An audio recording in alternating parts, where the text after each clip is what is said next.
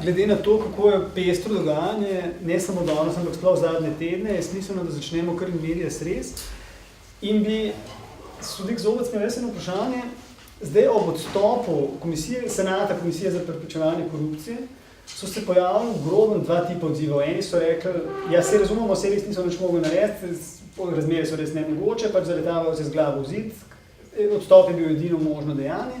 Drugi so rekli, ne, morali bi ustrajati, se to vendar ne peljem kamor, da vržeš puško v koruzo. Bi pa večkrat obrnil in vprašal, kako pa je na Ustavnem sodišču, vse tudi konec koncev čisto vse odločbe Ustavnega sodišča se na vse zadnje ne, kako se reče, izvajajo. Recimo znan je primer z izbrisanimi, ki je v končni fazi šel na Evropsko sodišče. Največja opozicijska stranka se že 17 let sklicuje, da je dobila referendum o volilnem sistemu in tudi se sklicuje na odločbe Ustavnega sodišča. Kaj pa je, mislim, se na Ustavnem sodišču da je pojavi mogoče misel, kaj pa če še mi odstopom, kam pa pelje vse to? Ja, hvala za ta provokativna vprašanja. Na to, da bi kolektivno odstopili, seveda ni govora. Ker to je bilo najslabše, kar bi lahko naredili za stanje ustavnosti v tej državi. Ker bi se tako rekoč v hipu država znašla brez ultimativnega varuha ustavnosti. To je izključeno. Ne bi bili ustavni sodniki, če bi tako ravnali. Seveda problem z neizvrševanjem naših odločb seveda ostaja. Ampak, ko ste omenili izbrisane, tu pravzaprav ni šlo za neizvršitev naše odločbe. Šlo je za problem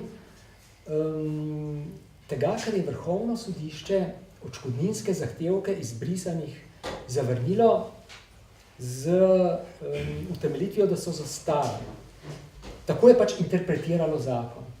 In vprašanje zastaranja se pred Ustavnim sodiščem še ni pojavilo. Vprašanje, ki bi zahtevalo odgovor, ali je obstoječa ureditev, ki omogoča zastaranje takih zahtevkov skladna z Ustavo. O tem Ustavno sodišče še ni odločalo. Tako da z tega vidika težko rečem, da bi bila ta odločba neimplementirana. Kar se tiče volilnega sistema, no in tudi drugih odločb, je pa tako, da Ustavno sodišče lahko tudi stopnjuje sankcije. In to se je že zgodilo, kar sem jaz v tej instituciji, se spomnim dvakrat. Šlo je za plačo predsednika Državnega sveta, kjer smo stopnjevali sankcijo, na koncu to plačo določili. Šlo je za ustanovitev občine Ankaran. Šlo tudi za stopnjevanje sankcij in tam smo pač na koncu občino ustanovili. Bili deležni za to kritik, da je Ustavno sodišče preveč aktivistično, da se gre zakonodajalca. V resnici smo samo stopnjevali sankcije, storili tisto, v kar smo bili tako rekoč prisiljeni, ker naših odločb niso spoštovali. In ustanovitev občine je bila samo pravzaprav tehnično vprašanje. In ker tega tisti, ki bi moral storiti, ni storil, smo to storili mi, na ta način zavarovali ustavnost. A jaz prav razumem, da torej bi mogoče vi še malo razmišljali na mestu Senata protikorupcijske komisije. Rekli ste, če bi Ustavno sodišče kolektivno odstopilo, bi bilo to najslabše, kar bi se lahko zgodilo. A lahko to tezo prenesemo tudi na Senat KPK? A vas prav razumem, da v to smer razmišljate? Ali je to pomeni, če drugače rečem, zdaj še druga možnost, da to se pravi, da oni res niso imeli ustreznega pravnega okvira za svoje delovanje in da so zato to naredili, v vašem primeru bilo pa to nekaj drugega? Njihovega natančnega pravnega okvirja, zlasti pa težav, s katerimi se srečujejo, praktičnimi, konkretnimi težavami, tega natančno, oziroma pravzaprav ne poznam, iz medijev, površno. To je eno. Drugo je pa pravni okvir. S pravnim okvirom najbrž ni nič narobe, ker se ni nič spremenilo od takrat, ko so te položaje zasedli, do zdaj, ko so odstopili. Spremenilo se je očitno ali v njihovih predstavah, kaj bodo lahko dosegli, praktično dosegli, pa so tam naleteli na ovire, na zid, ali pa so ti zidovi med tem zrasli oziroma so izgradili. Mislim, da gre za, ker so večinoma pravniki, so najbrž dobro poznajo svoje pristojnosti in pravne možnosti. Zato mislim, da je šlo tam za praktične ovire. Ampak praktična ovira je tudi neizvršitev odločbe Ustavnega sodišča. Seveda mi ne bomo zaradi tega, nikoli ne bomo odstopili, ker je to pač najslabši možni scenarij. Potem pač država v hipu ostane brez tistega, ki je najvišji varuh človekovih pravic. Protikorupcijska komisija, zakaj je tako ravnala, že sami vejo. Sam, če zdaj čisto tako, sam razmišljam, s tem, da nimam podatkov, pa samo špekuliram, kakšne bi lahko bili, katere težave bi tu lahko bile. Ne bi odstopil, kar pomeni, da je v tem primeru delo protikorupcijske komisije blokirano, da je odpovedal oziroma se umaknil, se predal, kapituliral en pomemben imunski mehanizem. Se vemo, da je korupcija verjetno problem številka 1 v tej državi. In tako ravnanje se mi ne zdi v skladu s tistim, zaradi česar so oni prišli na to funkcijo. Ampak najbrž imajo oni že svoje razloge, svoje podatke, tudi svoje premisleke. To so razmisleki nekoga, ki ne pozna vseh dejstev, pa sklepa samo, špekulira, katera dejstva bi lahko bila, pa kako bi jo ravnal. Dr. Lehovar, vi pa ste bili z to sestavo, s tem senatom protikorupcijske komisije, ste bili njihov zunanji sodelavci. Mislim, da večino časa trajanja mandata tega. Kako pa vi komentirate? Mislite, da je res so prišli do enega zidu, kjer se pač ni dalo drugega kot s tako drastično gesto opozoriti na ta zid, ali ste tudi vi malo razočarani, da se je ustavilo delo te komisije? Ja, jaz sem res kot zunanji sodelavec sodeloval s komisijo v zadnjih 2 letih in po moji presoji je mogoče razloge za odstop razbrati iz pisma, ki je poslala komisija javnosti, iz same obrazložitve, zakaj je odstopila. In po moji presoji, po moji osebni presoji je šlo dejansko za to, da je naletela na zid oziroma pričakovanja glede možnosti obračuna s korupcijo so izkazala za neutemeljena, nažalost. Vendar bi jaz to vprašanje danes raje navezal nek širši okvir in to je vprašanje anomije, denimo oziroma brezzakonja v slovenski družbi. Na to namreč kaže nagel razrast korupcije oziroma na to kažejo izsledki tako protikorupcijske komisije, kot tisti izsledki, do katerih je mogoče priti z obravnavo posameznih primerov ali pa z vpogledom v tisto, kar se pojavlja v medijih. Tako da po mojem mnenju je največja nevarnost pred to družbo sedaj dejansko anomija, brezvladje.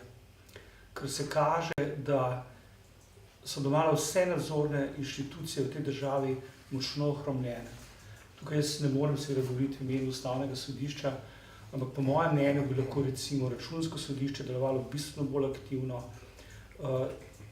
Nacionalni preiskovalni urad bi morda lahko deloval bolj aktivno in to isto velja tudi za policijo in tožilstvo.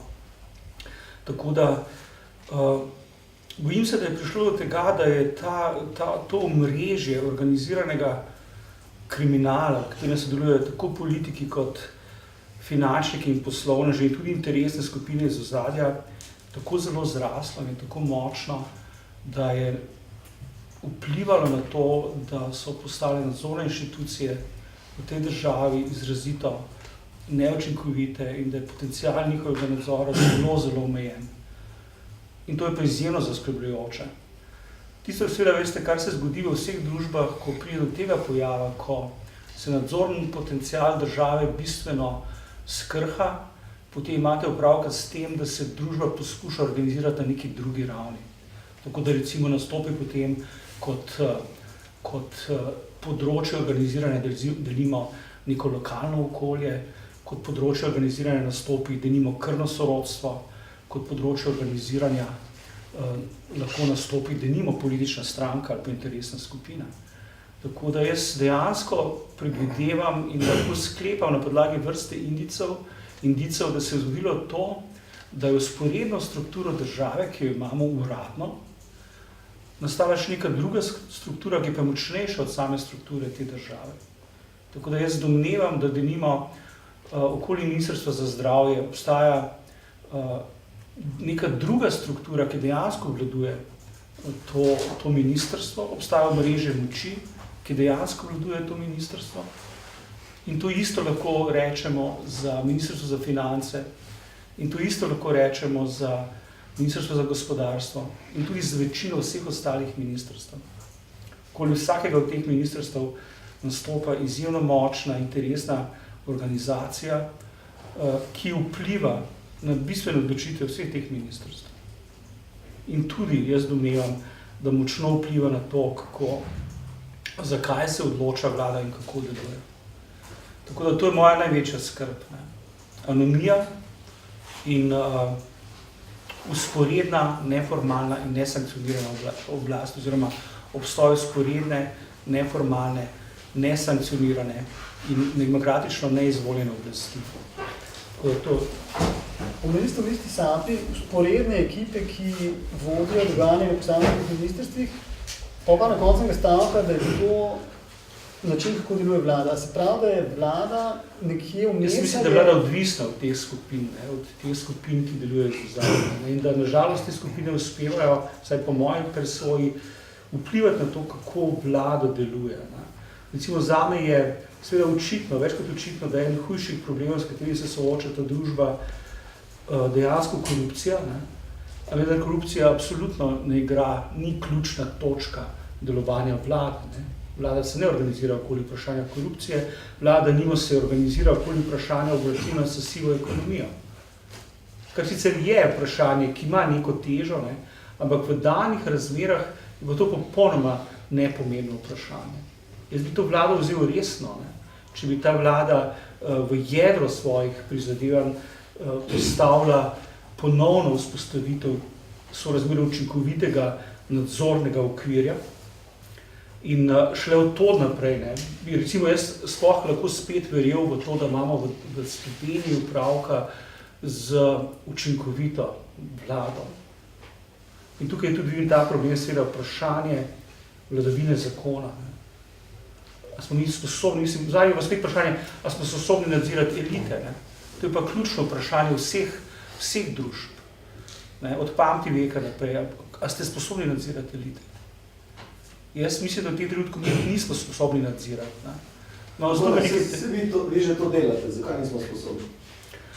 Ta sposobnost za nadzor je bistveno omejena. Jaz bi verjel, da recimo smo mi to sposobni, če bi prišlo do absolutnega odstopa obeh ključnih akterjev iz politične arene, potem, ko je protikorupcijska komisija izdala negativno mnenje o njunem premoženjskem stanju. To se seveda ni zgodilo, tako da tukaj imamo opravka dejansko z neko odpovedjo nadzora in tudi je to izraz, po mojem mnenju, politične kulture, s katero imamo opravka v tej državi.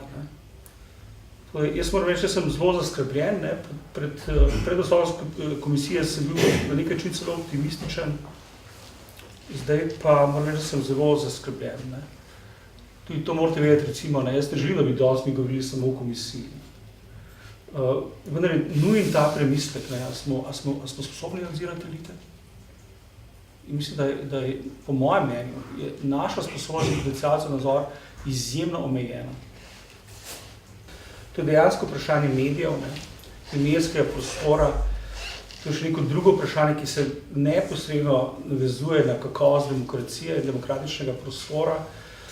Mislim, da danes tudi nimamo časa in prostora za to, ampak dejansko vprašanje medijev je izjemno problematično v Sloveniji, ne? Ker preprosto imajo akterji, ki delujejo iz ozadja, izjemno močan vpliv na tako, ko mediji interpretirajo posamezne tematike. Ne? Imamo seveda tudi medije, ki so absolutno zavezani levi in desni strani. In to potem je problem. Povezani s temi projekti. Ja, tudi to. Tudi to, da je. Ko se bo odpovedal.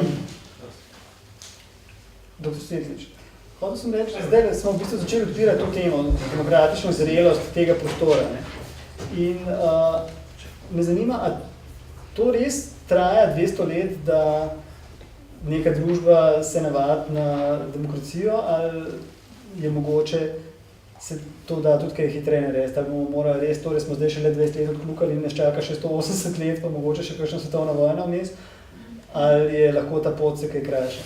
Jaz se bojim, da tisti 20 let niti nič naredili nismo, da tih 20 let je v bistvu stopicanje na istem mestu. Recimo to ilustriram takole. Vprašanja, zakaj se soočamo z sistemskimi defekti, v katerih ste govorila moja dva predgovornika, pri nas ponovadi sledi odgovor, institucije delujejo slabo, korupcija razlaščena, tako naprej. Moj odgovor je pa sledeč. Dogaja se točno tisto, kar se mora dogajati. Namreč nikoli nihče zahteval, da se to ne bi dogajalo.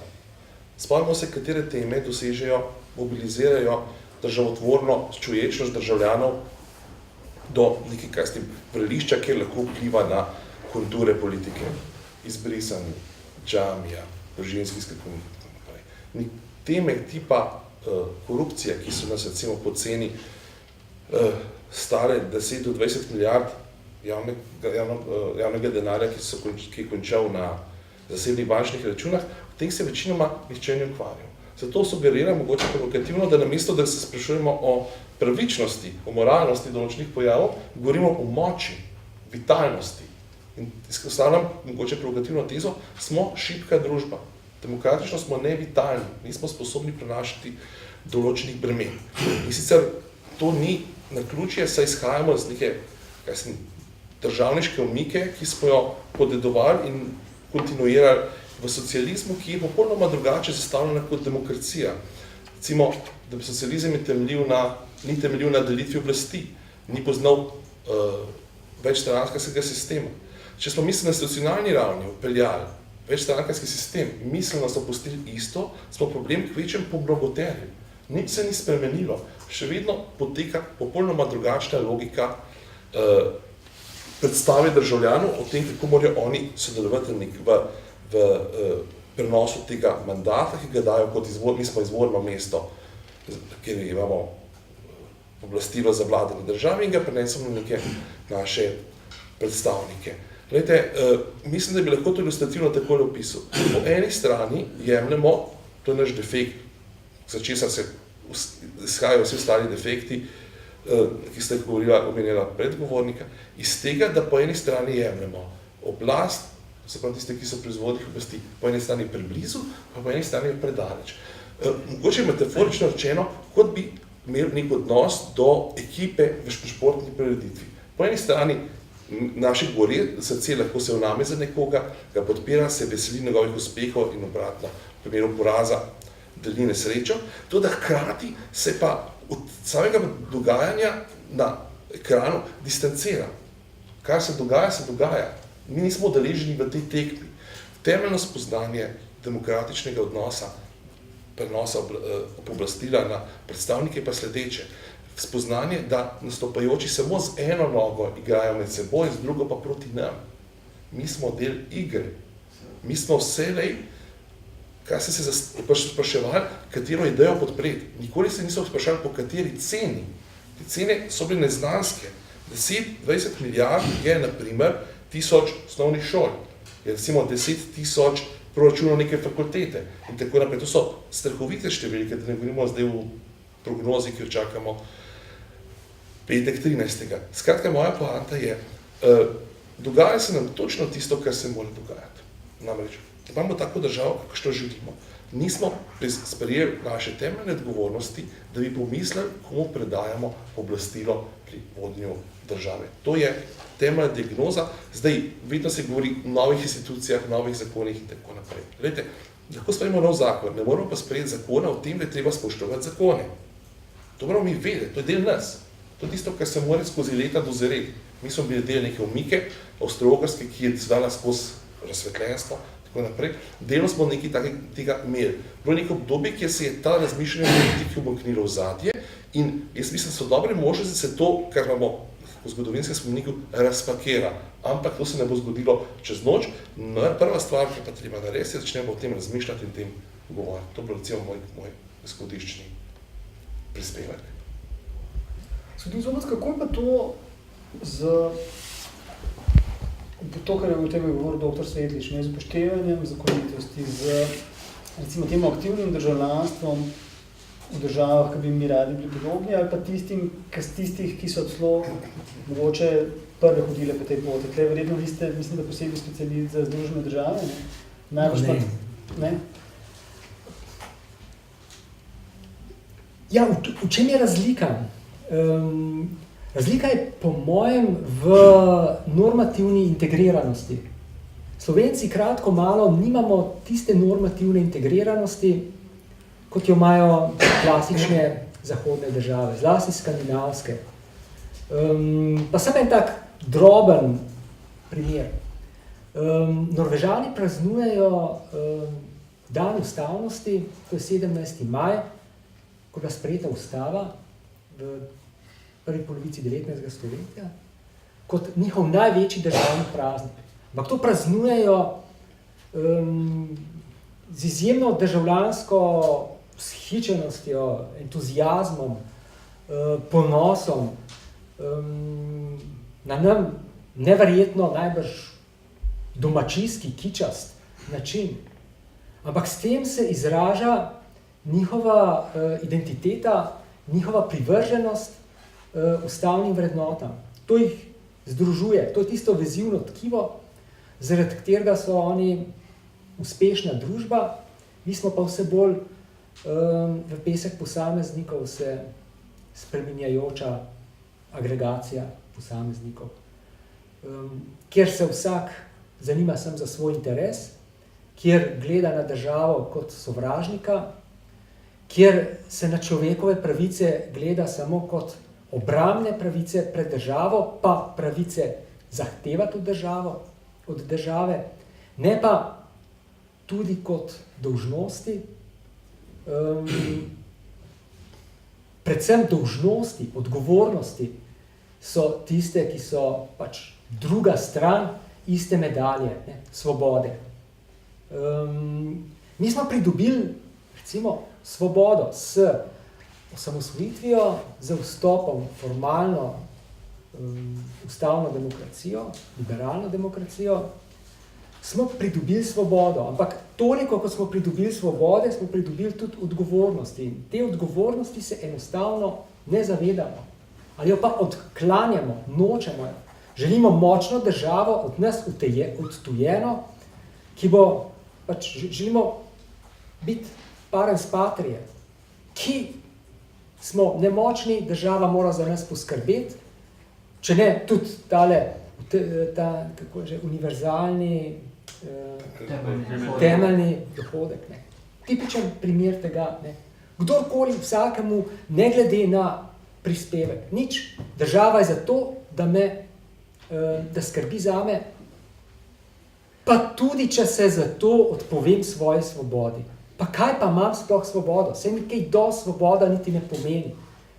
Glavno je, da nimam odgovornosti, da sem zavarovan, da imam tisti svoj majhen vrtiček, nekaj majhnega in da za nič ne odgovarjam. Državo, ki mi vse to, ki prevzema odgovornost, bom pa malo goljufal in kradel, pač tako kot otrok staršev. To je, mi smo v bistvu infantilni v tem pogledu. Ne. enostavno nismo zreli. Ne? Raje se odpovemo svobodi, zato, da država prevzame odgovornost. Ne? Potem jo pa seveda malo krademo. Ne? In jemljemo jo kot nekaj nam tujega. Čeprav komu pa jemljemo? Sej, država smo mi vsi. Ne? To je država. In ko rečemo, to bo ta univerzalni temeljni dohodek, ne? To bo država plačala. Ni res. Mi bomo to plačali. To je prerasporeditev ne na meritokratskih kriterijih, ampak na nekih drugih kriterijih, ki lahko ali pa ne motivirajo in vodijo v blagostanje. Moje osebno mnenje je, da ga ne bom povedal. Če bi iz literature vzeli, nismo hlapci, ampak Martini Krpani. Ene vrste taki, prifrigani. Ne mogoče tako močni, kot je bil Martin Krpan, ampak malo šverca nosov, malo... Ja, mogoče, čeprav Krpan je bil seveda tragična figura. Ne? Krpan je bil, mislim, da če bi ga BNZ predelil, ali celo ga je, prededipiranc, neodvisen od matere, ki je namesto, da bi stvari vzel v svojo roko, ne, se vrnil domov, ker imel vse možnosti, da bi uspel, in se vrnil domov in se najbrž zapil. Ne. Nekaj malega šverca. Ne. Legalno šverca. Legalno šverca, ja. Seveda smo miselnost Martinov Krpana. Ne. To zelo slabo. Naši jasne, v resnici res to. Naše sanje so, da bi legalno šverca. To so naše sanje, ne. Ampak na malo. Na malo, skromno, ne skromno. Tako, pa brez odgovornosti. Ne? Če legalno švercaš, nimaš odgovornosti. Država ti to zagotavlja. Ne? Na nek način, zdaj grdo reči to, ampak tako intimno, na nek način so po svoje pravi šverceri bolj simpatični v toliko, kar nosijo odgovornost, kar tvegajo. Ne? Ta nič, ne? Ta se je odpovedal svobodi, ki bi jo sicer imel lahko v neizmernih količinah, zato, da za nič ne odgovarja, da je lepo na toplem doma, materi se zakriva drži. To je Martin Krpan. Doktor Vehor, kako je že tista tradicionalna slovenska družinska struktura, kako že? A je to del iste zgodbe? To, kako že, preživetveni vzorec? Slovenski preživetveni model. Ja. Ja, na nek način spada v to isto zgodbo, ne, Martina Krpana. Ta zamejenost, ne, v ozke lokalne okvire, ne, odvisnost od krvnega sorodstva, od hišnice, malo sive ekonomije, ne, malo zastonske države, blaginje in skromna plača v državnem ali paradržavnem podjetju. Ne. To je ta model. Ne, ampak tisto, kar se zdaj meni poraja, ne, ko poslušam svojega sogovornika, gospoda Zobca, je pa to vprašanje, ne, vprašanje skupnega dobrega, vseh nas, ki živimo tukaj v Republiki Sloveniji. Ne. Meni se zdi, da se danes, ne, po teh dobrih 20 letih tranzicije, v polni meri odpira vprašanje smotra skupne eksistence, smotra slovenske državnosti, naših skupnih ciljev, vprašanje, kam gremo. Ker po mojem mnenju smo ogromno tistega, ne, pa velikansko večino tistega, kar smo imeli leta 91 dokončno zapravili. In zdaj je odvisno od nas, ne, kam bomo šli naprej. In možnosti za rešitev so zelo majhne. V tem trenutku so te možnosti zelo majhne. Tako da, nažalost je prišlo do prevlade teh ozkih parcialnih interesov. Ne. Tako da ravni političnega, ker imate upravka vsaj pri večjih strankah z izjemno močnimi povezavami med našimi plenilskimi elitami, finančnimi plenilskimi elitami, poslovnimi plenilskimi elitami in potem tudi samo politiko. To je en organizem, ki se je razvil v tej državi v zadnjih 20 letih. Na drugi strani imate pa upraviti tudi, veste, vsaj po mojem mnenju, to tistim, kar sem opisoval prej, ne, za vzporedno strukturo vladanja in za vzporedno strukturo, ki deluje znotraj vsakega ministrstva, ki pa deluje ločeno od sfere politike, ki je tako močna, da lahko delujejo brez podpore politike. Tukaj imamo najmanj 2 plenilska organizma, ne? Tako glede na tipizacijo, veste. Na drugi strani imamo populacijo, ki je prisiljena v to, da poskuša preživeti. Zaradi tega, ker, veste, imamo opravka s skokovitim porastom revnih. Jaz ne dvomim v to, veste, da imamo mi dejansko iz dneva v dan več revnih. Mi smo najbolj enak narod, glede na Ginijev koeficient, glede na delitev premoženja med populacijo. Najbolj enak narod na svetu. Obenem seveda narašča delež revne populacije, pada povprečna plača v tej državi. Tako, ko pogledate vse te dejavnike, vidite, da imamo opravka s kompresijo dohodkov, veste.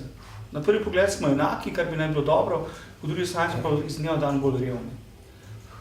Obenem, veste, najbolj narašča delež revnih upokojencev.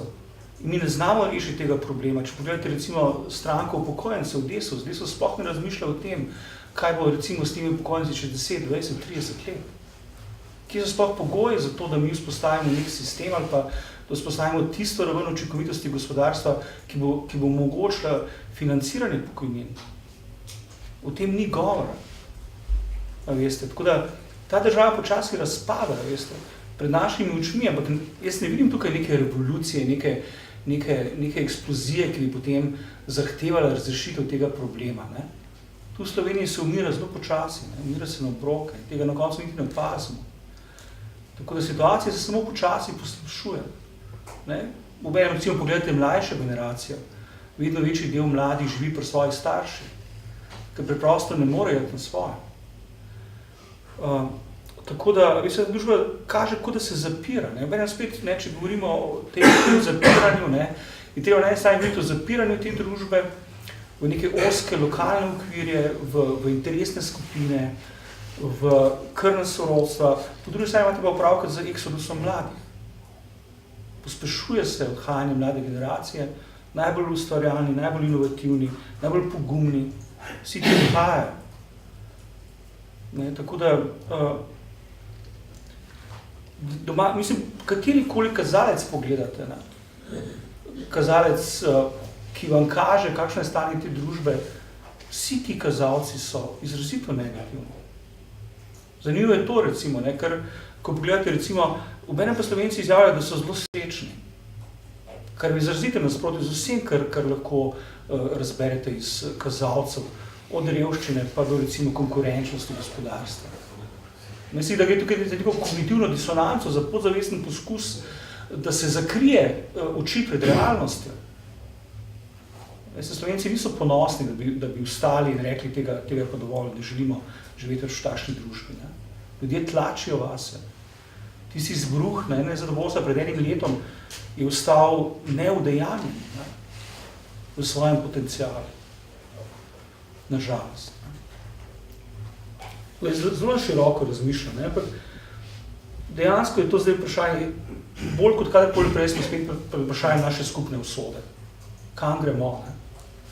Zanimivo, da ste omenili lanske ustaje, ki so zelo hitro pojenjale, kot je rekel kolega Boštjan Videmšek, ker so izgubile marketinškega direktorja v osebi prejšnjega predsednika vlade. Ampak to niti ni tako bistveno. Prihodnje leto imamo dvoje volitev, evropske in lokalne, in potem najkasneje, mislim, da čez natanko 2 leti, bojo pa spet pa morajo biti državnozborske. Skratka, recimo temu, nek protestniški moment se je vsaj zaenkrat zgleda izpel. Dobro, v soboto ne bi bila ustanovljena ena stranka kot proizvod tega, ampak to o tem zdaj težko sodno. Prihajajo pa pač volitve. So volitve kakšna resna možnost? Dr. Svetlič, ta Kantova formulacija, ne obstajata samo 2 problema, kako že zvezdan to ne bo nad nami in moralni zakon v nas. A je ta moralni zakon v nas odpovedal, ali na kaj se lahko še skličemo preden? Kaj se lahko resmo po temi volitvami? Kaj razmislite? Vsaka kriza je hkrati priložnost in pač neka lastnost zahodnega duha je, da potrebuje katarzo v obliki zaostritve, s kateri lahko nekaj zraste. Če dovolite, bi z vami delil neko observacijo teh ustaj, ki smo zdaj imeli obrobo omenjene in bi izpostavil neko mogoče pa vendar optimistično noto teh dogodkov, ki smo bili priča. Glede, govorili smo o svobodi, svoboda prinaša odločitev, aktivni državljan se odloča se imati inačico A, inačico B in bomo skušali zbiti boljšo. Zato, kar se želijo prej povedati, kaj? Da smo mi to razlikovanje odrinili od sebe in se odločamo med ekipo A, ekipo B, stranko A, stranko B. Druga delitev, glavitna, je razlikovanje med menoj, kot tistim, ki da oblastilo in tistim, ki ga sprejme. Tam mora narediti to za čim manjšo ceno. Ta temeljni nadzorstveni instrument je odpovedal. To, kar vam zdaj govorim, je pač teoretsko spoznanje, ki ga lahko tukaj mi delimo, ampak demokracija nikdar ne deluje teoretsko. Demokracija mora delovati na osnovi nekega duha, ki ga ljudje recimo na nekem moralnem avtopilotu razumejo. In po mojem oceni se je točno to zgodilo v ustajah. Ustaje so bile motivirane, ne vemo kako in nas tudi ne zanima. Nekaj pa je dejstvo, in tem še vedno ustrajam. Ustaje so imele, kljub temu, da so bile antipozicijske, kaj so vse, nek presežek, ki je bil največja dragocenost v zadnjih 20 letih demokracije. Prvič, napadli so vse veje oblasti, od autoritet, od religioznih do kulturnih, in niso ostali samo pri destruktivni poziciji, izpostavili so tudi pozitivna gesla, ki so bila striktno apolitična državotvorna. Pravna država, svoboda, enakost, bratstvo, recimo, ko smo pa francoski revoluciji, ima solidarnost in tako naprej. Glejte, vzpostavila se neka platforma, ki še danes zavezuje. Seveda, kdo je pričakoval, da bodo ostaje kot neka, kaj s tem, mimos revolucije Slovenijo zbudile v novo jutro, kjer bo Indija ekonomandija naivan. Vendar je pa prišlo do nekega premika, ki ga kot filozof lahko opazim in ga recimo ilustriral samo z neko primerjavo, pa boste tako razumeli za globino tega premika. Nek izpostavljen nosilec javnih oblastil je pred 2 mesecoma bil v vrtincu škandala, zaradi tega, ker je kupil letalsko vozovnico po ceni, ki naj ne bi bila tržna cena, mislim, da je bilo reda 40 evrov, moglo je pa več in tako naprej. Spomnite se, da je do pred ustaje se dalo kupiti cel avion brez posledic. Avion, ki je bil kupljen z budžeta napačnega ministrstva, avion, za katerega nakup se je upravičevalo s tako bedastimi argumenti, kot je to, da je koristen za morebiten prevoz ranjencev v primeru, da bo slovenska vojska, ki je intervenirala. To je imelo popolnoma nobenih posledic. Glejte, institucija, ki je govorila Urban, KPK, druge institucije, mogoče so zdaj upustile pač ta alarm in tako naprej. To ni nujno slabo. Če govorimo, da je ogromno nekih defektov v smislu korupcije, se moramo zavedati še nečesa. Morda je to posledica tega, da smo mi senzor, ki bo do včeraj vključen. Če vi nimate nadzora, če ničesar ne opazujete, ne boste ničesar zaznali, na radarju ne boste zaznali. Mi smo bistveno bolj senzibilni za kršitve temeljev pravne države, demokratične države. Morate priznati, da je, recimo, usum korupcije nekaj danes pomeni. Seveda ne to, kar Nemčija ali kjerkoli državo se vzamemo zgled, ampak se je spremenilo. In to je dragocenost, ki jo moramo varovati. Bojim se, da nekaj čin poteka inflacija in se spet iz to vitalnost zgubljamo in omenjamo za abstraktne besede, ki izginjajo kot odmev. Slovenija je kršitev pravne države, Slovenija je kršitev pravne države, in to mrmramo že 20 let. Ampak to ni nobenega učinka. Ta vitalnost, ta tiha mrmrajoča množica, ki smo jo videli recimo na Trgu Republike, ljudi, ki so spontano pošli s svojimi plakati napisali, neorganizirani, to je tisto, kar je spremenilo plafon. In upam, da bo to vztrajalo. To ni, poudarjam, niti slučajno zagotovilo, da vodijo rešitev. To se lahko zgubi. Idealna rešitev je bila, če bi tedaj dobili predčasne volitve, ker bi se simbolno novi standardi ugradili. Tako so se pa neke mase, ki so izvoljeni v parlament zgolj kot utež neki problematični osebi s socialnim čutom, premešali, ustvarili neko novo vlado. Bojim se, da se ta zaloga izčrpava, ampak ne biti samo pesimističen. Smo, enkrat Churchill rekel, za kakšen narod se pa znamo, da se mu jamemo. Hudiča smo že večje izkušnje v zgodovini dali skozi in smo se popravili. Hudiča v neki zgodovinski skali, pa to, kar doživimo, vendar ni najhujša stvar, ki se nam lahko zgodi. Vse smo del neke tradicije, ki smo znali skupaj, ki se nismo razklali, ki smo v najhujših situacijah reagirali, kot je prav. Skratka, evo, če bo ta duh ugrajen v novo strukturo miselnosti in če bomo mi znali pri tem ustrajati, pri tem moralnem avtopilotu, je to nekaj, kar lahko odbije puščico navzgor. Kako globoko smo padli, kako bo še versijeno vzdol, to pa verjetno nihče izmed nas tukaj ne more zagotoviti. Zanimivo, da ste omenili predčasne volitve, ki da jih ni bilo po lanskih protestih. Ampak tudi ena od reakcij na proteste je bila, se ne smemo zdaj imeti volitev, se če bomo imeli zdaj volitve, bodo samo med obstoječimi playerji se karte nov, pa mogoče niti ne zelo na malo premešali. Ampak zdaj je recimo 1 leto kasneje in razen te stranke, ki ne bi se ustanovila v nedeljo, pa v resnici nič ne vemo, pa je kar dolg časa rabila, da je do tega prišla, so na voljo še zmeri isti ponudniki. Ampak skratka, pojavlja se pa en drug moment, ki bo maja, to so pa evropske volitve. Ne? In a je to neka priložnost, da se vsem mogoče pojavi še en zunanji igralec, ki pa ponudnik avtomatično ne prinaša preboja. Volitve so akt pooblastila, ki ga določi vsebinsko tisti, ki da pooblastilo. Politične stranke, politični ponudnik je sjajen senzor, da nam pokažejo točno tisto, kar mi želimo slišati. Ne mi to, mogoče mi zviška gledamo, češ prislovično so politiki neumni. Ne, oni so briljantni v tem, da dajo točno tisto, kar mi želimo.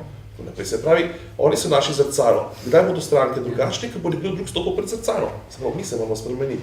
Jasno so te strukture ukamenile in tudi, če bi mi spremenili, bi neka inercija, neka velika moč sprega lahko nekaj časa ustrajala. Tako da zamenjava je sigurno dobrodošla, ampak sama formalna zamenjava ničesar ne prinese. Ne pozabiti, da je bil demokratični, oziroma parlamentarni mlin zelo nenaklonjen vsem novim strankam, jih je zamenjal in zvrgel.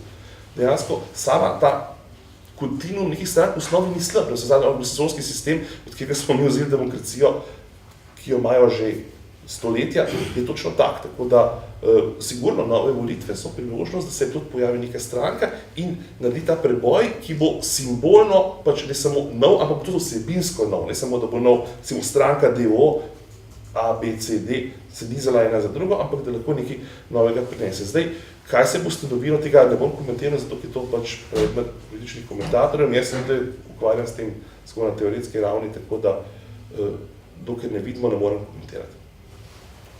Zdaj, jasno, da gre za dve veje oblasti, ki po definiciji ne smete skrb prideti sploh, pravosodna in zakonodajna, ampak ne vem, če po stikih, ki jih imate z primerljivimi inštitucijami v drugih državah EU, a zaznavajo kakšne podobne probleme, o katerih se mi danes pogovarjamo, pa pride to do vas recimo v kakšnih debatah med kolegi iz drugih držav, ali smo mi tle ene vrste specifikum v še kar širokem merilu?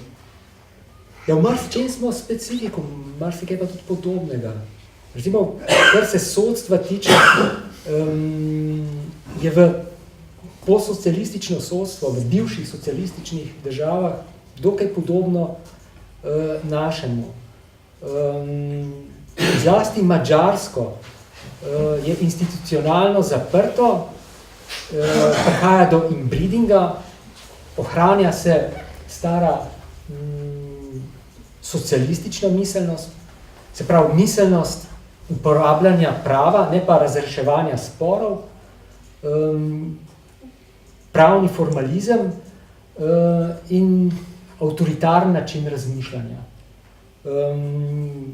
To, da je pravo dialog, da je pravo argument, da je pravo diskurs, to težko prodira v slovensko sodstvo. Še danes, recimo, če gledam, kako Vrhovno sodišče izenačuje sodno prakso, v glavnem skozi zadnjih 5 let, skozi avtoritarno sprejeta načelna pravna mnenja. Se pravi, stališča se poenotijo ne skozi od spodaj navzgor, skozi pravniški diskurs med strankami in sodišči različnih instanc, ampak od zgoraj navzdol to Vrhovno sodišče sporoči. In s temi podobnimi problemi se tudi drugod srečujejo. Ta problem so dobro rešili pravzaprav samo Nemci, ko so v vzhodnem delu Nemčije pač radikalno zamenjali sodstvo. Leta 1994 je bilo samo 9,2% sodnikov v vzhodnih deželah, ki so bili sodniki v vzhodni Nemčiji tudi leta 1989. Pri nas lustracije ni bilo. Dejansko je ni bilo pravno, seveda je. Zato je bila vsa možnost, zakon je to vnesel, pa tudi če ne bi ob podelitvi trajnega mandata tistim, ki so v prejšnjem režimu kršili človekove pravice, ne bi smel biti podeljen, tudi če posebne določbe v tem ni bilo. Ampak skozi ta kontinuum, skozi to kontinuiteto se ohranja stara miselnost. Potem pa seveda še način rekrutiranja novih kadrov, ki prihajajo v glavnem iz vrst svetovalcev, ki so tudi dokaj preizkušeni taki, da se prilagodijo sistemu.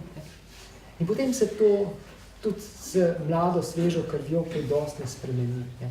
Drugače v anglosaksonskem sistemu, tam nimajo kariernega sistema, tam pride sodnik od zunaj, pride iz odvetništva, kjer se je vrsto let uveljavil kot samostojna, pogumna, uspešna pravna kapaciteta, ki je to dokazal. Seveda, kot odvetnik je moral biti samostojen, pogumen, prodoren. Ne?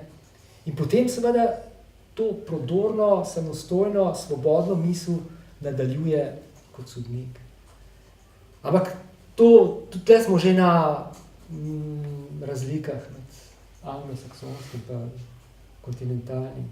Ampak dost težav, ki jih imajo postkomunistične države, vključno seveda Slovenijo, se sodstvom izvira iz kontinentalnega prava. Ne? Če bi imeli v državah s common law sistemom totalitarizmi, ne morejo uspevati, se niso razvili. Zato, ker pravo temelji na sodniku, tam je sodnik, justice je poosebljanje prava. Ne? V kontinentalnih sistemih ne, se je zlasti s tem pravnim formalizmom vzrok že tam v 19. stoletju, pa v nastanku teh velikih kodifikacij, ko je bil sodnik subsumpcijski avtomat, pač postal bolj uradnik, šele tem s večjo močjo države, tam po prvi svetovni vojni, najbolj pa po drugi svetovni vojni se je to spremenilo. Ne. Ampak Kafka ne bi mogel biti v Angliji. Če bi v Angliji rojen Kafka, bi bilo škoda. Ne. Ampak bil pa Orwell. Pa res, ja. Ampak Orwell se je zgledoval po... Ja, seveda. Orwell je opazovalec, ni bil izkuševalec. Kar zdaj medije in nobenega dvoma, da imate v ozadju dejansko pule, ne, oziroma neke organizacije, ki skrbijo za to, da se pretaka denar preko za reklamiranje določenih proizvodov do medijev. Ne. In teh 4 ali 5 organizacij oziroma posameznikov preko tega pretoka in toka denarja dejansko obvladuje domala vse slovenske medije. Ne.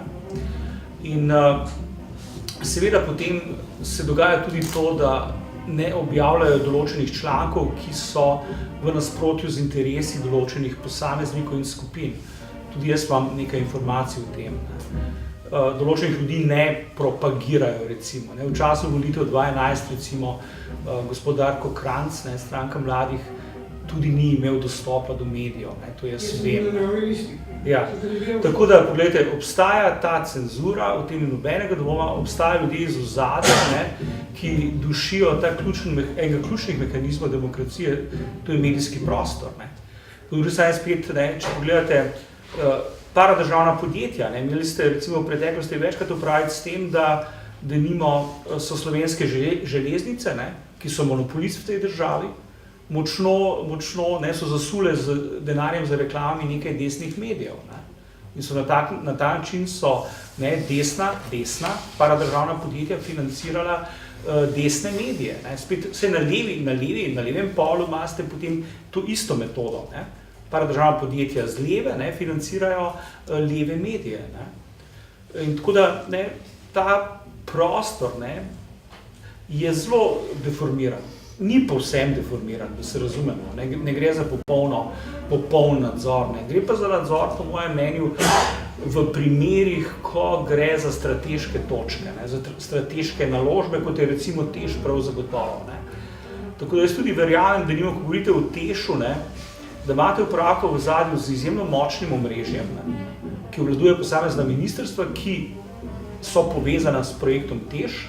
In tukaj jaz mislim, da ne gre za državne sekretarje, ki so politično imenovani oziroma odstopijo ob imenovanju nove vlade, pač pa so ta omrežja zelo močno povezana s sekretarji in podsekretarji, ne, ki so funkcionarji, ki imajo stalne zaposlitve oziroma fiksne pozicije in se ne menjavajo, ne, skozi tudi takrat, ko so volitve, se ti ljudje ne menjajo. In jaz mislim, da tukaj imajo te interesne skupine, ne, izjemno veliko moč in preko tega dejansko one regulirajo delovanje posameznih ministrstv. Jaz sem skoraj popolnoma prepričan seveda za gospodarstvo in finance, ne, to je strateškega pomena. Če pogledate zdravstvo, ne, tudi komisija bo izdala poročilo o zdravstvu, tam imate prav tako v ozadju, ne, vzporeden sistem, ne, ob državnem sistemu. Ne. Tako da, nažalost je to tako. Ne. Seveda do zdaj, pogledajte, če pogledate spet medijsko sfero, je bilo tako, da so ta paradržavna podjetja, ali najsi so bila leva ali pa desna, seveda bila finančno podprta, ne, recimo ta medijske hiše, ne, so bile finančno podprte s strani paradržavnih podjetij.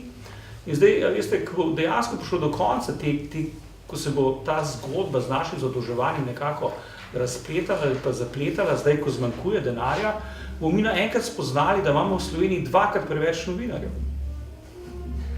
Ja? Ker do zdaj so se financirali preko toka denarja, ki je šel iz paradržavnih podjetij.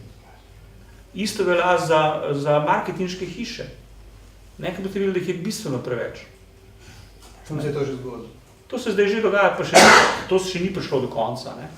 Marketinške hiše so se bistveno zmanjšale. Ja, ampak prej, ne, to tudi pomeni, da so prej ne, bile absolutno prenapihnjene zaradi tega, ker so bile pač orodja za prečrpavanje denarja. Ne? Tako da, ne, tudi škodljive pogodbe preko raznih velikih paradržavnih podjetij, ne, kjer ste potem podjemniku plačali 3- ali pa 4-kraten znesek realne pogodbe. Ne. Tukaj je izginevalo spet na milijarde denarja, tukaj je izginevalo. In to je bilo sistematična in uveljavljena praksa zadnjih 20 let. Ne. Mi to recimo zdaj vidimo, ne. Ampak zgodbe še ni konec, veste, zdaj imate nadaljevanje te zgodbe z razkrojem države, ne. Vsaj po moji presoji se zdaj omrežja iz ozadja sistematično zadolžujejo državo izven okvira Evropske unije, ne, preko teh obveznic. Ne. Tukaj se izognejo nadzoru EU-ja. In jaz mislim, da recimo gospod Čufer nima vpliva na to vrstno dejavnost. Ne. Jaz sem to prepričan. Tako da, ne, to je Slovenija tukaj in zdaj. Mi bi se rešili, da nimo, če bi prišlo dejansko do tega, da bi dejansko dokončno zmanjkalo denarja. Zdaj pa imamo še zmeraj kar nekaj prostora za dodatno in zelo intenzivno zadolževanje preko obveznic. Ne. To lahko traja in gre navzgor še nekaj časa. Veste, pred vrati gospoda Čuferja so, ne, ljudje, investitorji, ne, ki računajo na izjemno visoke obrestne mere pri, ne, teh obveznicah. Ne. To so čisti profiti, ne, to je izjemno dobra investicija. Tako da mi lahko zlahka, zdaj jutri ali pa danes lahko prodamo še 3 ali pa 4 milijarde, ne, svojih obveznic. In mi recimo, ne, država, politika na to nima vpliva. Ta vlada na to nima vpliva. Ker so omrežja z ozadja močnejše od te vlade. Ne. Kaj pomeni to, kar je Niko Kavčič paralelno gospodarstvo? Ne bi rekel, da je to čisto v istem smislu, ne, kot tisto gospodarstvo, ki ga je vodila SDV, ne. Vendar je zraslo iz tega. Ja, to pa ja, se je 50-letna stvar. Ja, zraslo iz tega. Ne.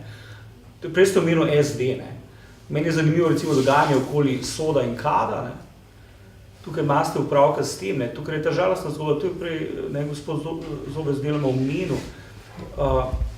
Veste, ni prišlo do lustracije. Ne.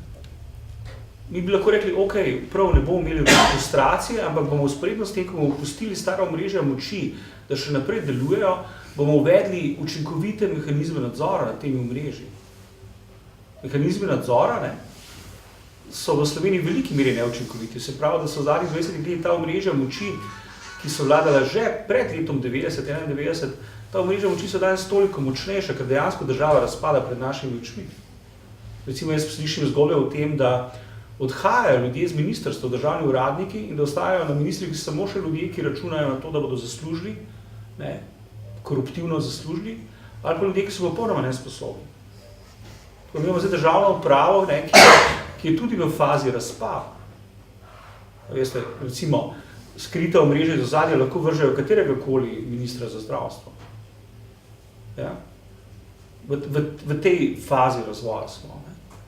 Tako da, ne, spet, jaz vidim tako zdaj, to je moja diagnoza te družbe. Ne? In to je, recimo, to je tisto, kar sem jaz spoznal v zadnjih 3 letih, ko sem bil sodelavec Komisije za preprečevanje korupcije. Ne? Tako da, tisto, kar je velika naloga za prihodnost, ne? Za stranke, ki se bodo zdaj pojavljali, da so najmanj 3, ne? 3 gibanja in stranke, ki se lahko pojavijo recimo na slovenski levici. In za njih ključna naloga za te akterje bo, da se bodo seznanili z ustrojem sistema, kot obstaja tukaj in zdaj v tem trenutku, ne? In da potem po morebitnem nastopu oblasti bodo morali zelo sistematično ponovno graditi državo in ponovno vzpostaviti mehanizme, s pomočjo katerih bo legalno in demokratično izvoljena oblast ponovno vzpostavila nadzor nad to državo. To je na ključnih stvari. Tukaj imam pa repliko. Te nove stranke so obajali nastale iz tega gibanja. Do sedaj niso izkazali nobenega interesa za demokracijo, za referendume, za volilni sistem, za spremenjeno ustave. Glejte, nas je bilo 17 pred parlamentom, tam jih je bilo pa 20,000, so imeli samo gotovci, pa ne razumeli. Mi smo protestirali, potem smo šli na Vokšnik v parlament, da se pa 17 od tega polovico nemovidočih. Jaz sem to očitek prosiral javno, Ljubej in kompaniji. Oni so rekli, vi ne vidite, možda zaradi deves. Jaz sem pa rekel, vi pa deves ne poznate.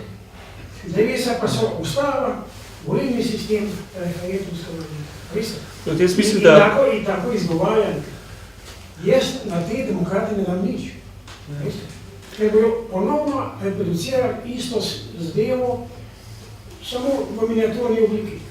Rešitev je drugačen sistem, volilni sistem. Tukaj lahko spet prijeva do volilnega sistema. Ne zanima. Ja, ampak poglejte, mislim, da je nova družbena gibanja, ko se bodo začela preoblikovati v stranko, ne, morala seveda začeti zelo hitro razmišljati, zelo racionalno o določenih temah. Ne. Recimo, ne, jaz osebno sem pripravljen razložiti mojo vizijo ali pa moje videnje tega, kako je zdaj vzpostavljena ta sporedna država, kateri so mehanizmi vladovanja. Mislim, jaz sem pripravljen tem ljudem prikazati ali pa nekako odpredavati realnost te družbe in te države. Ne. Kakorkoli pa, veste, ko da enkrat ti ljudje vstopili v ta bolj oblikovan politični prostor, ne, bodo morali začeti zelo resno razmišljati znotraj tega konteksta, ne, obstoječe zakonodaje, ustave in pogledati, kaj spremeniti in kako smiselno spremeniti. Ne. Takrat ne bo več to tako zelo, veste, čustveno, ne, ali pa ne bo toliko tega zgražanja, ki je bilo upravičeno, ne, veste, nad korupcijo. Ne. Ampak kasneje morate začeti razmišljati o državi zelo realno, o korupciji zelo realno, o zelo realnih mehanizmih nadzora. Ne. Ker eno so volitve, ampak prav tako pomembne kot so volitve, je pa kompletna struktura države, ne. Vsi mehanizmi nadzora. Veste, morate potem biti noter v sistemu, ne. Morate vedeti, kako deluje policija, kako deluje nacionalni preiskovalni urad, morate vedeti, kako deluje KPK, recimo. Ne. In ko ste enkrat noter, ste noter v stroju, ne, ste v mašini.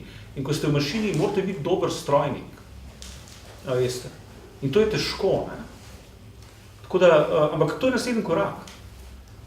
Tukaj še zmeri prostor, ne, jaz sem prej zvenel zelo pesimistično, ampak tukaj je prostor, ne, je pozitiven prostor. Zakaj pa menite, da bi nove elite ali pa te nove stranke lahko spremenile stvari, če menite zdaj, da vlada enostavno nima vpliva na stvari, ki se dogajajo? Vlada ga tudi zato nima, ker so ključni deli iz elit, ne.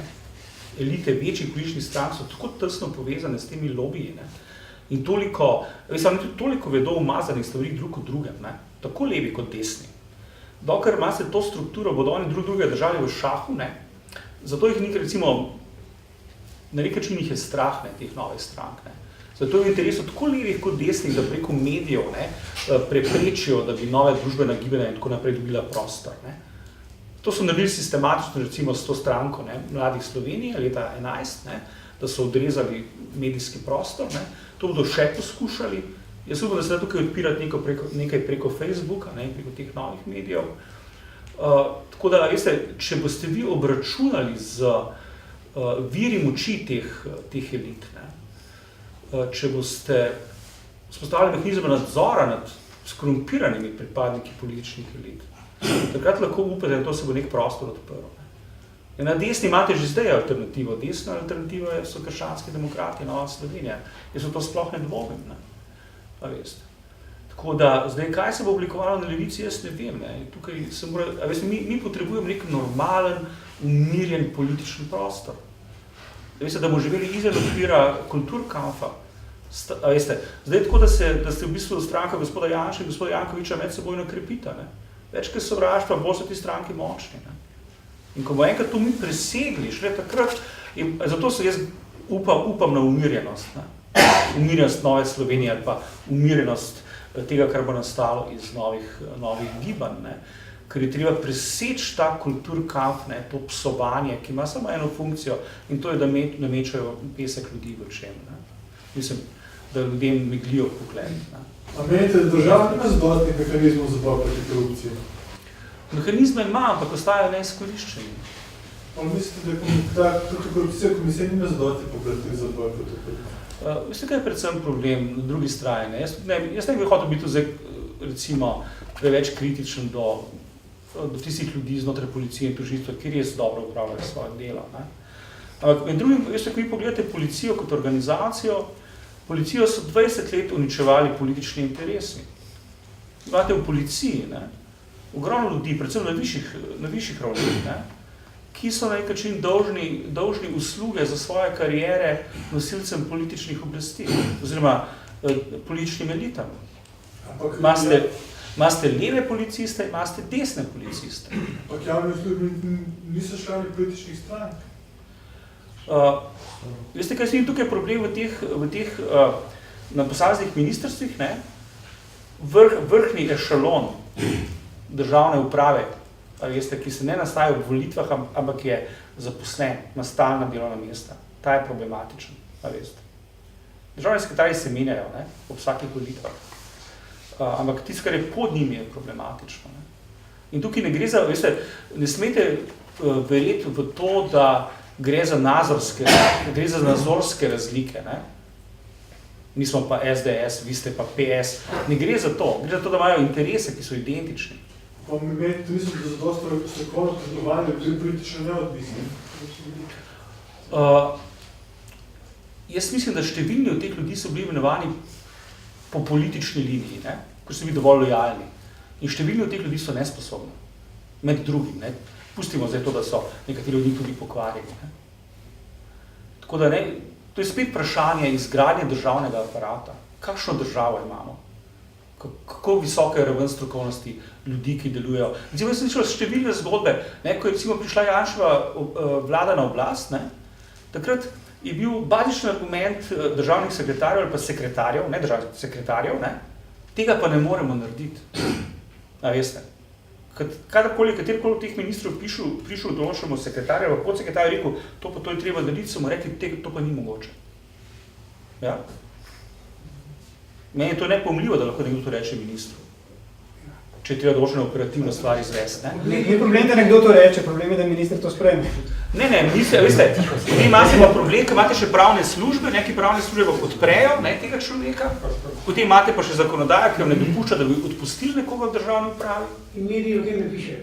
ki noče upravljati svojega dela. A lahko mečka, ne, stole. Jak Jože, moje ime.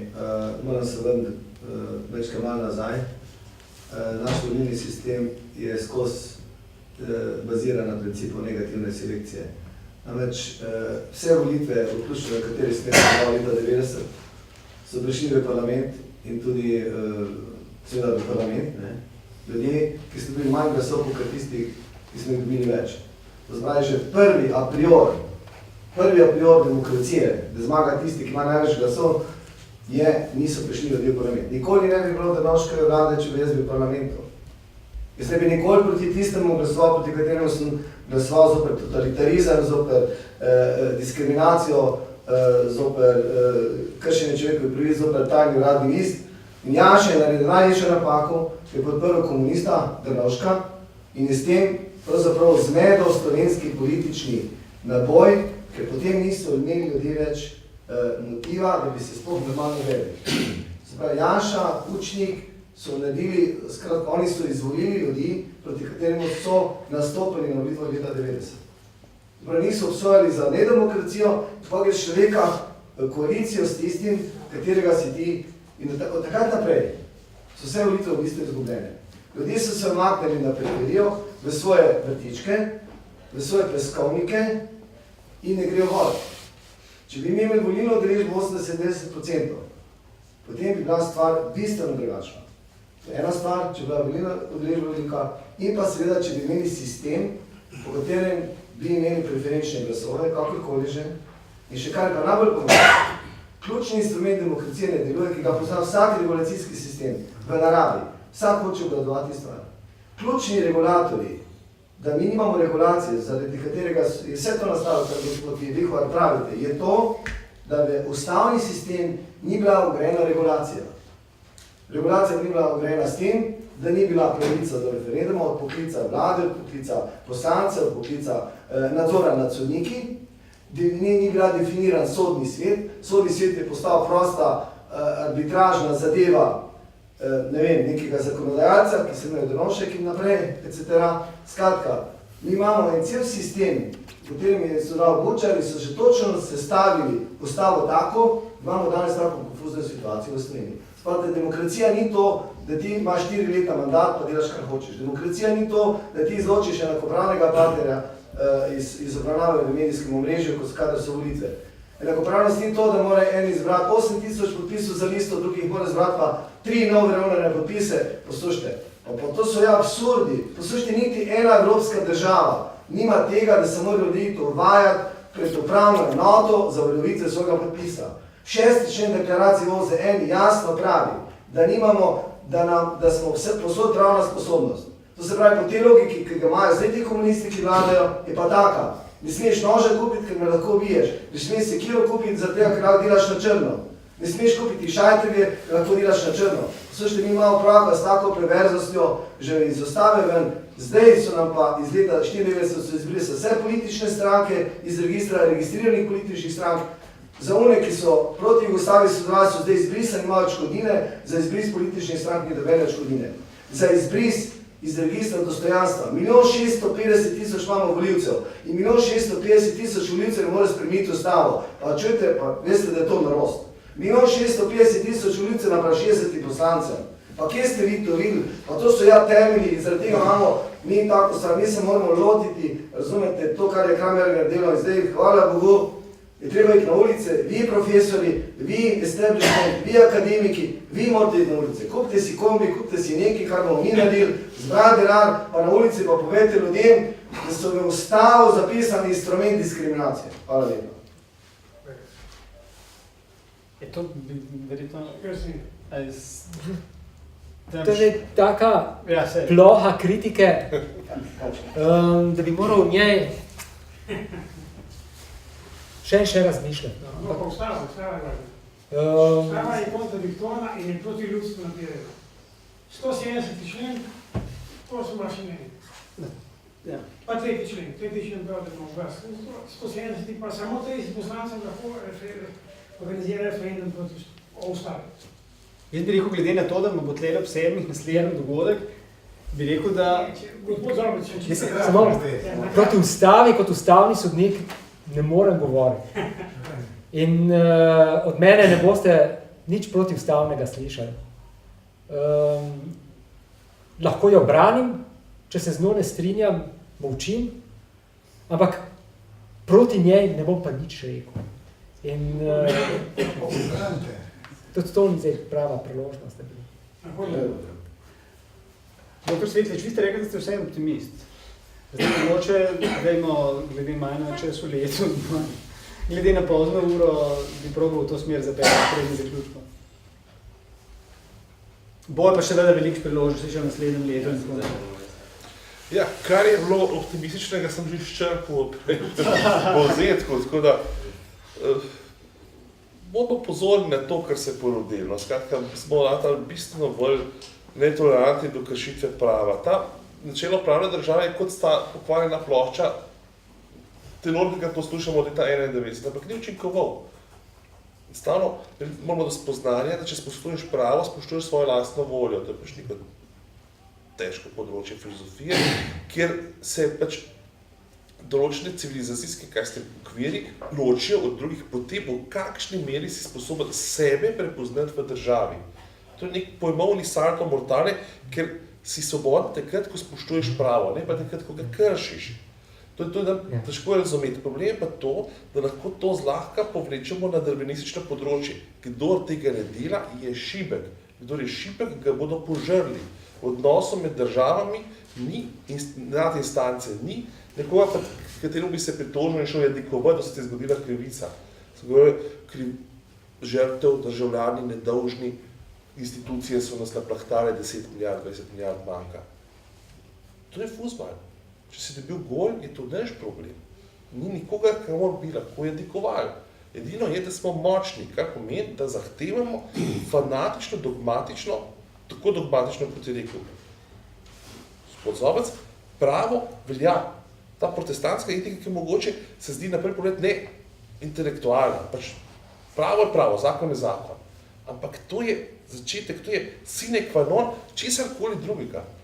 Morate razumeti, da prihajamo iz okolij, kjer se čujemo s poučevanjem mladine na okviru ozorcev, ki so katastrofalni. Recimo, pri nas je recepcija francoske misli, recimo, če natresem z rokav, ko Žiže, Badiou, to so uničevalne mašinerije za državo. To je skozi kritična pozicija za državnost, kaj pa je država, zaupamo, to so neki vzadi in tako naprej. Moramo pa tudi nismo nekaj čin za ta retoriko vzeli. Mi moramo kritizirati, moramo vedeti, da to, kar govorimo zdaj v svojem vrstnem filozofskem laboratoriju. Nekaj čin je prav, da pridemo ven na stritarjev nasmejani in verjamemo državo. Ker če bomo to peljali naprej, žagamo svojo lastno vejo. Veste, treba je zaupati v inštitucije in še takrat bomo lahko karkoli izpeljali. Večina intelektualcev je vzgojena velikim kontinuum radikalne kritike države. In mi ne zaupamo državi. Država je prosto po Marksu, v zakon povzdignjena volja vladajočega razreda, ali je to neka strukturno nasilje in blablabla. Problem pa neki, del ljudi v Sloveniji ima pa to državo rada. Zaupaj. Organiziran kriminal, politične elite. Oni zjutraj odprejo sonce in se zbudijo, odprejo okno in so vedri. Ljubim Slovenijo. Mi se pa zbudimo in smo zagranjeni, prosto poničijo. Mrki, vse narobe, kradejo, ta oblast, ta stranka in tako naprej. Mi smo šibki, oni so močni. Mi izgubljamo, oni. Če bomo enostavno to, morala je za šibke, ne jadikovati. Moramo enostavno radikalno zahtevati, da se spoštuje pravni okvir, ki smo, hvala Bogu, lahko od nekje dobili. Naša neskončna sreča, da smo naše, recimo, malo barbarsko obdobje, recimo, v 20. stoletju, nadomestili z način, kaj je obstajalo. Človekove pravice, to so bili sami copy-paste, hvala Bogu. Če bi imel nekem vakumu kot v 19. stoletje, da vem, kako bi se mi izvlekel.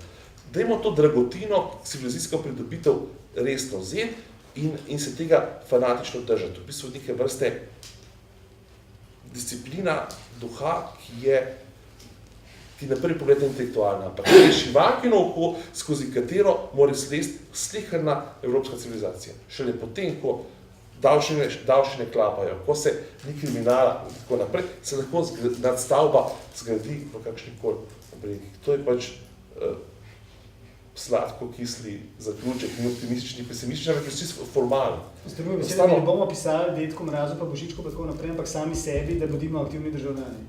Ja, da bodimo trmasti in dogmatični glede prava. Ampak če se gremo, da je to nulta stopnja tolerance, gremo do Kavčiča, gremo do Grada in ugotavljamo, da je celotni pravosodni sistem zgrešen. Spomnimo se, ne vem, Gecko Roščeve, ko je hotela odstopati kot ustavna sodnica. Kaj se je zgodilo? To je prva zadeva. Druga zadeva, imamo totalni avgijoklev. Če sedimo na veji, pa je, kako bi rekel, Dreka, dr. Edvard Kader, dr. Etelka Korpič in tako naprej, da se pokrivajo svinarije, praktično nišče ni prevzel odgovornosti. Naš pravni sistem je v redu, mogoče ima na določenih področjih... Normativno ali naravno?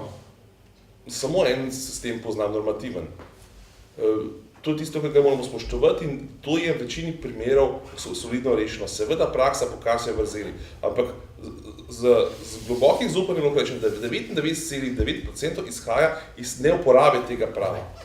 Ne pa neke slabe rešitve. Seveda so, tudi Nemčije... Osnovni problem je, da imamo konkretno dejansko stanje in gremo lahko zdaj na MNZ, pa bomo ugotovili, da minister sploh ne obvlada situacije, ampak da je obvlada določena ameriška oseba.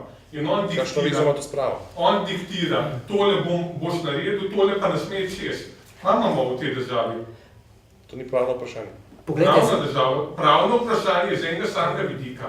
Mi ločimo pa pravo, prvo, poštenje, da se postavi fair play. Ustavno sodišče to zdavne ni.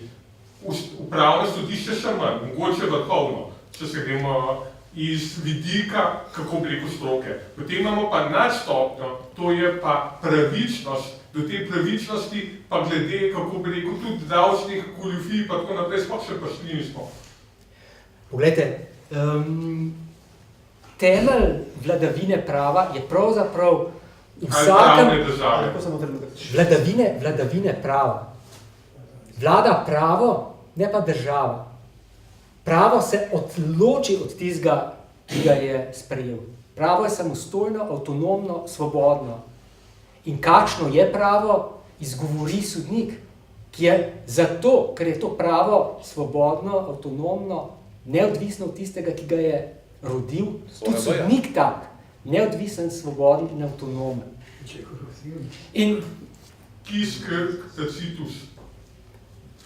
In to pravo moramo pač vsi državljani sprejeti.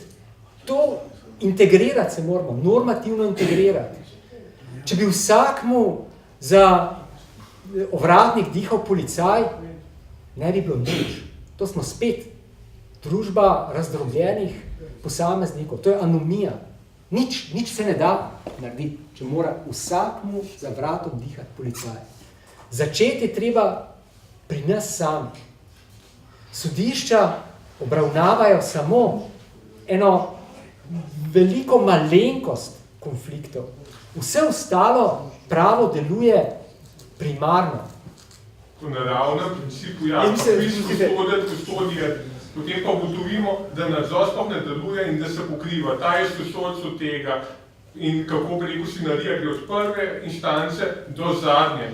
In se, kako bi rekel, pokriva. Praktično se rekaplira v evropski sistem, pa ne bom zdaj BMZ-a... Lahko, prostite, prosim, končali smo, no. Danes je res, vrne smeča morali končati pred 5 minutami in nadaljevali bomo pa prihodnje leto in upam, da večkrat zelo bomo veseli, če boste prišli v takem in še več, če koga stavo pripeljate, lepo prosim. Zdaj pa dovolite, da se v svojem imenu vam želim lepe praznike, v kakšnem koli že okolje. Vsem skupaj pa to, da bomo prihodnje leto aktivno državljani. Evo. In bomo bolj srečno skoraj. Hvala lepa.